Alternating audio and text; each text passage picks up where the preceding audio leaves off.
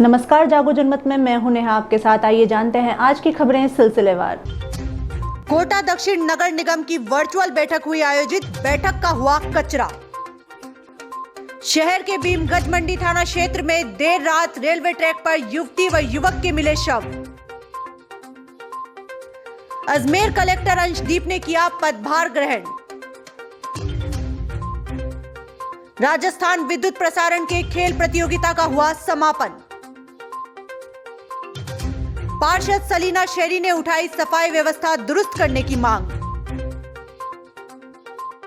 ग्राम conquer में मांडन थाना अधिकारी ने ली ग्रामीणों की बैठक।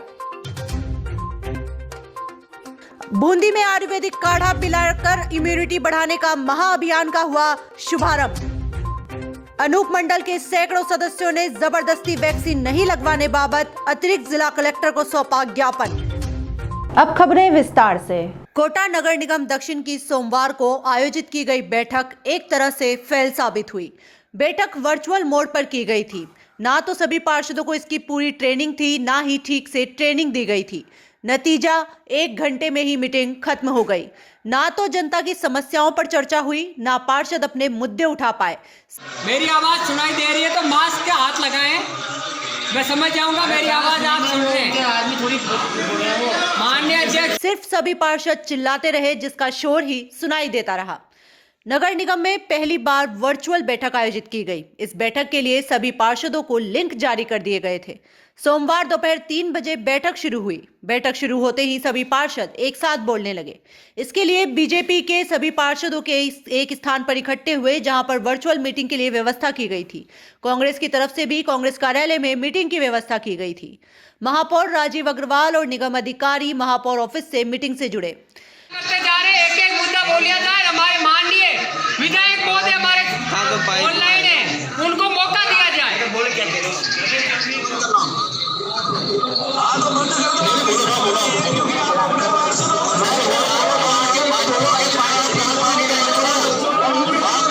इसलिए बैठक में हुई अव्यवस्था। दरअसल पहली बार वर्चुअल मीटिंग आयोजित होने के चलते इसके बारे में ज्यादा जानकारी ज्यादातर पार्षदों को नहीं थी। ट्रेनिंग भी ठीक तरह से नहीं दी गई कि बैठक के दौरान किस तरह से अपनी बात रखनी है।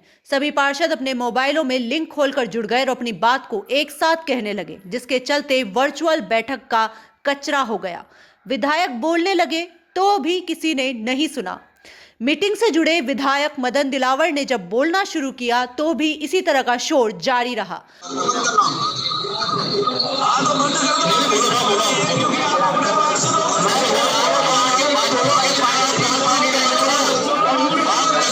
विधायक ने कहा कि अगर उन्हें नहीं सुनना तो वो चले जाएंगे। इस पर कांग्रेस के एक विधायक ने कहा कि आप चले ही जाइए। इसके बाद मदन दिलावर भी मीटिंग से डिस्कनेक्ट हो गए। शहर के भीमगंज मंडी थाना क्षेत्र में देर रात रेलवे ट्रैक पर युवती व युवक के शव मिले। सूचना पर पुलिस मौके पर पहुंची और दोनों शवों को एमबीएस की मोर्चरी में शिफ्ट करवाया। मृतकों के पास मिली आईडी से उनकी पहचान अर्चना मीणा, उम्र 21 वर्ष, गोटड़ा, करमोदा, सवाई माधोपुर व अजय सिंह मीणा, छारोदा, सवाई माधोपुर के रूप में हुई। घटना देर रात लगभग 12:30 बजे के आसपास की बताई गई है। ट्रैकमैन ने कोटा व गुडला स्टेशन के बीच ट्रैक पर शव होने की सूचना स्टेशन मास्टर को दी। स्टेशन मास्टर ने पुलिस कंट्रोल रूम को बताया, जिसके बाद भीमगंज मंडी पुलिस मौके पर पहुंची। शुरुआती जांच में मृतक युवक युवती के आपस में मौसेरे भाई बहन होने की जानकारी सामने आई है। बताया जा रहा है कि दोनों कल शाम को घर से निकले थे। कोटा जवाहर नगर इलाके में अपने किसी परिचित से मिलने आ रहे थे। दोनों जयपुर वाली ट्रेन में पहुंचकर कोटा पहुंचे थे, जिसके बाद दोनों ट्रैक पर पैदल ही गुडला की तरफ जा रहे थे और ट्रेन की चपेट में आ गए। प्रारंभिक जांच में सुसाइड करने की जानकारी सामने आ रही है। फिलहाल पुलिस ने आधिकारिक पुष्टि नहीं की है। परिजनों के आने के बाद ही कारणों का खुलासा हो पाएगा। दिनांक 17/1/2020 को चंबल पुलिया देर रात्रि को चंबल पुलिया पर एक लड़का एक लड़की का नाम अर्चना मीणा है और लड़का अजय सिंह मीणा है। ये सवाई माधोपुर से कोटा के लिए आए होंगे और इनके ट्रेन से इनका एक्सीडेंट हुआ, जिसमें दोनों की घटनास्थल पर मृत्यु हो गई। पोस्टमार्टम रूम में इनकी डेड बॉडी रात को रखवा दी गई थी। अब 174 CRPC में प्रकरण दर्ज कर जांच लंबित है और आज पोस्टमार्टम करा के परिजन भी उपस्थित पोस्टमार्टम है रूम पर है। इनका पोस्टमार्टम कराए जिस भी प्रक्रिया के तहत करवाई जाकर आज सुपुर्द कर दी जाएगी। और 174 CRPC के जांच है जो लंबित है, जो भी जांच में तथ्य आएंगे उसके अनुसार अग्रिम प्रक्रिया हुई। अजमेर कलेक्टर अंशदीप ने किया पदभार ग्रहण, कोविड संक्रमण कंट्रोल होगी पहली प्राथमिकता। अजमेर के नए कलेक्टर अंशदीप ने सोमवार को अपना पदभार ग्रहण कर लिया। वो पाली से यहां स्थानांतरित होकर आए। उन्होंने कहा कि वर्तमान परिस्थिति को देखते हुए पहले प्राथमिकता कोविड ही रहेगा। कोविड संक्रमण पर अंकुश लगे, इसके लिए प्रयास होगा। कोविड में हो रहे अच्छे काम को आगे बढ़ाया जाएगा। अस्पताल में व्यवस्थाएं सुचारू हो, इसके लिए प्रयास किए जाएंगे। हाल ही में जारी हुई तबादला सूची में अजमेर कलेक्टर प्रकाश राज पुरोहित के स्थान पर अंशदीप का अजमेर कलेक्टर पद पर तबादला हुआ है। उन्होंने सोमवार को सुबह पदभार ग्रहण किया। इस दौरान पत्रकारों से बात करते हुए कहा कि सरकारी योजनाओं की ग्राउंड लेवल पर क्रियान्विति सुचारू रूप से हो, इसके लिए काम करेंगे। चाहे जल जीवन मिशन, पंचायत राज की योजनाएं हो या फिर स्मार्ट सिटी प्रोजेक्ट के काम, सभी काम समय पर गुणवत्तापूर्ण हो, इसके लिए पूरे प्रयास रहेंगे। किस तरह की प्राथमिकता रहेंगी अजमेर के लिए? अब देखिए, सबसे पहला तो महत्वपूर्ण अभी मेरे हिसाब से जो अर्जेंट सिचुएशन है वो कोविड के संबंध में है। तो पहला एम ये रहेगा कि कोविड का जिस हिसाब से अजमेर में अभी तक भी अच्छा काम होता रहा है उसको आगे बढ़ाया जाए और किस प्रकार से कोविड कंप्लायंस भी बेटर की जा सके और हमारा जो हॉस्पिटल इंफ्रास्ट्रक्चर है उसको इस हिसाब से तैयार करें कि किसी प्रकार की समस्या ना हो। सर, कोविड भी चल रहा है, सरकार की गाइडलाइन दी जा रही है, लेकिन आने वाले दिनों में 29 जनवरी से उर्स का जो बड़ा मेला होता है ख्वाजा गरीब नवाज की दरगाह, वो चालू होने वाला है। लाखों की संख्या में जारी ना था, तो सर उसको रोकने के लिए भी प्रयास किए जा रहे हैं, तो उसके ऊपर किस तरीके से रहेगा? आप देखिए, इसको तो भी मेरे को स्टडी करना पड़ेगा क्या सिचुएशन है, उसको देखने के बाद ही अपन उसके संबंध में किस हिसाब से गाइडलाइन की पालना करवानी वो अपन प्लान आउट करेंगे। आज दिनांक 17 जनवरी 2022 को राजस्थान विद्युत प्रसारण कोटा खेल विजेता चेयरमैन अधिशासी अभियंता ओपी शर्मा ने प्रेस विज्ञप्ति जारी कर बताया कि अधीक्षण अभियंता टीएनसी कोटा के ग्राउंड में फाइनल रस्साकशी व वॉलीबॉल का खेल आयोजित किया गया। वॉलीबॉल में सेमीफाइनल प्रथम टीम झालावाड़ व मोडक भवानी मंडी आपस में खेली, जिसमें झालावाड़ सेमीफाइनल विजेता रही। साथ ही अधिशासी अभियंता टीएनसी व अधिशासी अभियंता कवाई आपस में खेली व कवाई विजेता रही। झालावाड़ व कवाई फाइनल में उतरी व वॉलीबॉल फाइनल विजेता टीम कावाई रही। साथ ही रस्साकशी प्रतियोगिता में सेमीफाइनल प्रथम टीम अधिशासी अभियंता सकतपुरा व अधीक्षण अभियंता 765 बड़ावदा अंता के साथ खेली व फाइनल में सकतपुरा टीम पहुंची। साथ ही द्वितीय सेमीफाइनल में 12 व डायरा की टीम आपस में खेली, इसमें 12 विजय रही। फाइनल में अधिशासी अभियंता सतपुरा के साथ अधिशासी अभियंता 12 के बीच रस्साकशी का फाइनल मैच हुआ, जिसमें अधिशासी अभियंता टीम सकतपुरा फाइनल विजेता रही।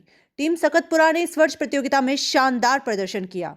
राजस्थान विद्युत प्रसारण निगम कोटा वृत्त की वार्षिक खेलकूद प्रतियोगिता में होने वाले 5 खेलों में से 3 सकतपुरा टीम इसमें विजेता रही, जो कि थी रस्साकशी, बैडमिंटन और कैरम खेलों में, तथा 1 क्रिकेट में उपविजेता रही। इसी के साथ आज वार्षिक खेलकूद प्रतियोगिता टूर्नामेंट अधीक्षण अभियंता प्रांगण में समाप्त हुआ। टूर्नामेंट प्रतियोगिता में प्रतिभागी विजेता व उपविजेता टीमों को 26 जनवरी पर पारितोषिक देकर सम्मानित किया जाएगा। टूर्नामेंट खेल प्रतियोगिता के सभी मेंबरों ने टूर्नामेंट सुचारू रूप से संपन्न करने के लिए खेलकूद प्रतियोगिता चेयरमैन ओपी शर्मा एवं समस्त कमेटी मेंबर्स का धन्यवाद प्रेषित किया। श्री ओपी शर्मा एवं समस्त कमेटी मेंबर्स ने भी जीती हुई टीम को बधाई प्रेषित की। कोटा नगर निगम कोटा दक्षिण वर्चुअल बैठक आयोजित हुई। पार्षद सलीना शेरी ने उसमें सफाई के बिंदु पर वार्ड में लेबर का समानीकरण जनसंख्या या वार्ड क्षेत्रफल के आधार पर हो, ये बात रखी। सभी वार्डों में इससे सफाई व्यवस्था दुरुस्त हो सकेगी। वार्ड में सफाई के लिए जेसीबी मशीन बुलाई जाती है तो उसको बुलाने की प्रक्रिया भी जटिल बना रखी है। उस प्रक्रिया में 1 सप्ताह लग जाता है, जब तक काम पेंडिंग ही पड़ा रहता है। जब जेसीबी की आवश्यकता ही नहीं होती तब जेसीबी मशीन आती है। इस प्रक्रिया को सरल किया जाए। सेक्टरों पर सफाई के औजार संसाधन नहीं है। सफाई कर्मचारी को नाला नाली को अंदर से साफ करने के लिए कहा जाता है तो वो संसाधन नहीं होने का रोना रोते हैं। सेक्टरों पर कचरा उठाने वाली हाथ ट्रॉली, गेती, पावड़ी आदि उपलब्ध कराई जाए। ऐसी अनेकों समस्याएं पार्षद सलीना शेरी ने वर्चुअल बैठक में उठाई। नगर निगम कोटा दक्षिण की वर्चुअल बैठक हुई। उसमें मैंने सफाई के बिंदु पर कहा कि वार्ड में जनसंख्या या वार्ड के क्षेत्रफल के आधार पर लेबर का समानीकरण बराबर होना चाहिए, जिससे वार्ड की सफाई व्यवस्था दुरुस्त हो सके। और कहा कि जब जेसीबी की वार्ड में ज़रूरत होती है तो उसको बुलाने की प्रक्रिया बहुत ही जटिल होती है, इसे आसान बनाया जाए। जेसीबी को बुलाने पर वह 1 हफ्ते में आती है, तो इस प्रक्रिया को आसान किया जाए और सभी सेक्टरों में सफाई के औजार उपलब्ध कराए जाए। अलवर जिले के मानधन थाना क्षेत्र के काकर में थाना अधिकारी ने की जन सुनवाई।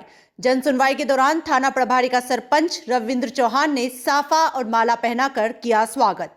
जन सुनवाई के दौरान क्षेत्र में बीते दिन ट्यूबवेल से केबल चोरी सहित खेतों से पंप सेट से नोजल चोरी व मंदिर में हुई चोरी का खुलासा करने को कहा गया। इस दौरान थाना प्रभारी ने ग्रामीणों से मदद में सहयोग करने को कहा। कोई संदिग्ध व्यक्ति लगे तो उसकी तुरंत सूचना पुलिस को देने को थाना प्रभारी ने जल्द ही इन चोरियों का खुलासा करने का आश्वासन भी दिया। ग्रामीणों की मांग थी कि गांव में रोजाना गश्त करवाई जाए, उस पर भी थाना अधिकारी ने हाँ भरते हुए कहा कि रोजाना गश्त होगी। आए दिन बढ़ रही चोरियों पर अंकुश लगाने के लिए ग्रामीणों से थाना अधिकारी ने सहयोग भी मांगा। साथ ही अपील की कि ग्रामीणों को 5 लोगों की कमेटी बनाकर रात को पहरा दिया जाए। इस दौरान ग्रामीण भी मौजूद रहे। मानधन इलाके में जितने गाँव हैं उनकी बदौलत इस गाँव की मारपीट जैसी घटनाएं कम आती हैं। अच्छी बात है, छोटी मोटी कोई होती है तो आप उधर लोग अपने घर के समाधान कर लेते हो, ये भी बहुत अच्छी बात है। यहाँ के बच्चे 1-2 बार मैं निकला भी हूँ सुबह भी यहाँ पे भाग दौड़ वगैरह खूब करते हैं, नौकरी वगैरह की प्रयास। ये भी बच्चों को आप मोटिवेट करो, थोड़ा भाग दौड़ करके गाँव की विकास उसी होगा। बच्चे भविष्य पर बच्चे हैं तो वो भी अच्छी बात है। मैं देखता हूँ ये रोड पे भागते लोग इतने दिनों पर मैं सुबह भी निकला हूँ, शाम को भी करता हूँ बच्चे का।